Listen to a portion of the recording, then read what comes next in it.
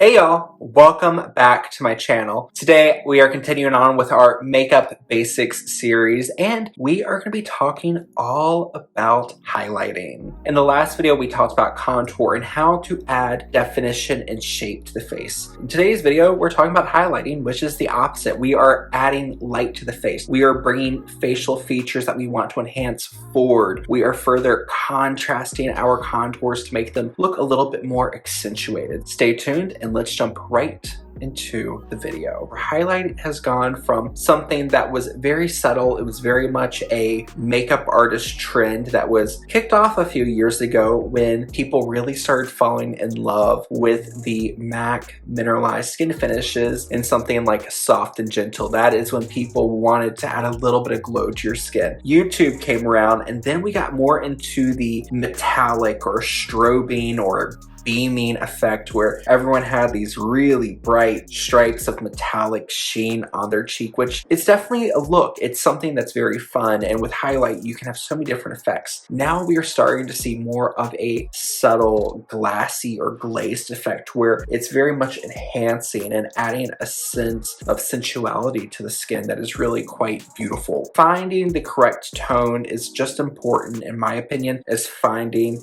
your foundation shade. Your highlight needs to be a shade that is going to create light on the skin. If your highlight shade is too dark, then when you're looking straight ahead and light is not hitting it, it's going to create a shadowed appearance because it is then absorbing light. Whereas if you're choosing a shade that's correct and it has enough brightness that complements your skin tone, it's going to give you a nice highlighted effect and add volume and plumpness to the skin, no matter if it's in or out of light. Recently, we're seeing some different finishes in highlight. You're going to still have some that are a little bit more shimmery, something like this one, which I love, which is the Dior Forever Couture Luminizer. But we're also seeing more of these really beautiful, really elegant, understated highlights like the Laura Geller Baked highlights, which these almost have more of a satiny effect. They are not matte, but they are not luminous. They are that nice in between that adds just a little bit of a light reflect to the skin, which is really great for creating a really beautiful dimensional effect to the skin that won't emphasize pore texture. So what I like to do is use a small little brush. This is very similar to the brush I like to use for contour, but if I look at my contour brush, these both have more of that candlestick shape, but my contour brush, I like it to be a little bit more tapered to get more in those detailed areas where I like a little bit more of a generous application with highlight, so I'll choose something a little bit more domed and a little bit fuller. I'm going to be starting off with my Laura Geller Baked Original Highlight in the shade French Kiss, and this is an e.l.f.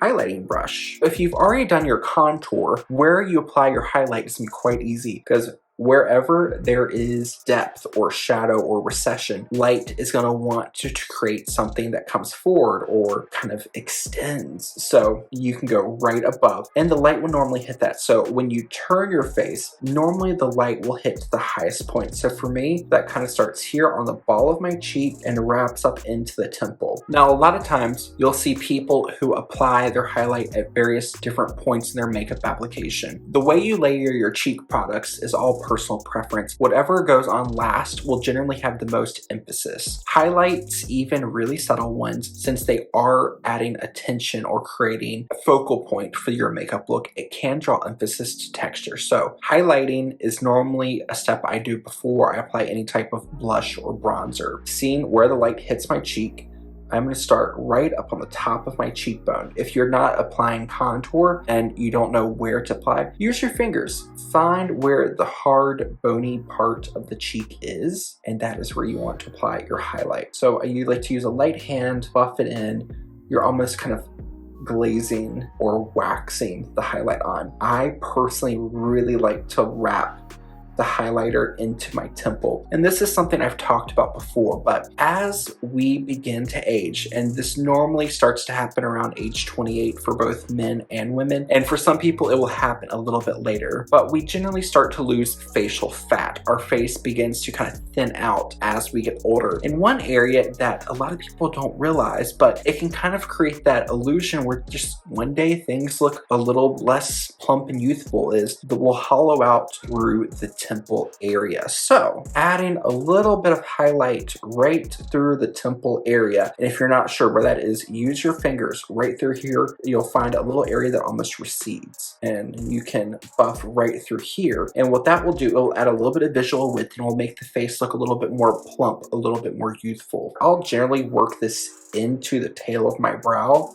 and hit the upper part of my brow. And adding that little bit of light will, one, start my highlighting process for shadow, and it will have a little bit of product right here which will help give the illusion of a more lifted brow. So through here, and then whatever is left on my brush, I'll run it down to the front of my cheek. And I normally do not like to take highlighter in further than the pupil or the little black part in the very center of our eye. So this very front portion of the cheek. A lot of people will have larger pores there because right through here tends to be quite a sebaceous heavy area. And I like to stop my highlight right before there. That way you get the glow and the shine that you want without emphasizing pores.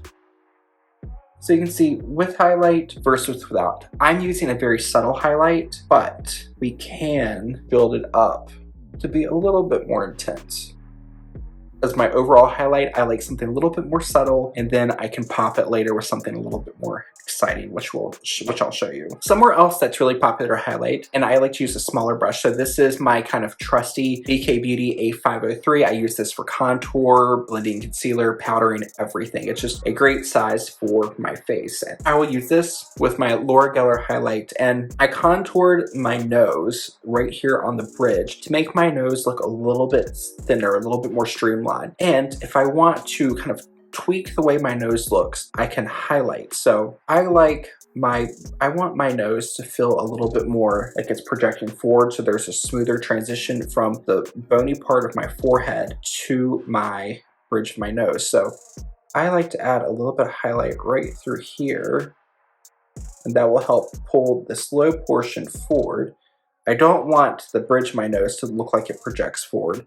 Just gonna apply it right here in this lowest valley of my nose. And another thing is, as we get older, our nose will start to look like it's angling down as we lose facial volume and there's some bone reabsorption through the teeth area. So what I like to do is I like to highlight very, very, very subtly right here, so on the tip of my nose, and then I'll blend it out. So what that will do is when you're looking straight ahead, it will give the illusion that the tip of the nose is just lifted slightly. So just lift it a little bit. I don't want to go too heavy because a lot of us have pores right here, and I don't want that to look emphasized. So I'll take my brush, whatever leftover product I have from here, and then just brush down. That way I'm only hitting the very high point of my nose, and then I'll use my finger to soften that out. Another place that we can start losing volume as we get older is the chin. So I'll take a tiny bit right on the ball of the chin, and then a lot of times things move down thanks to gravity. So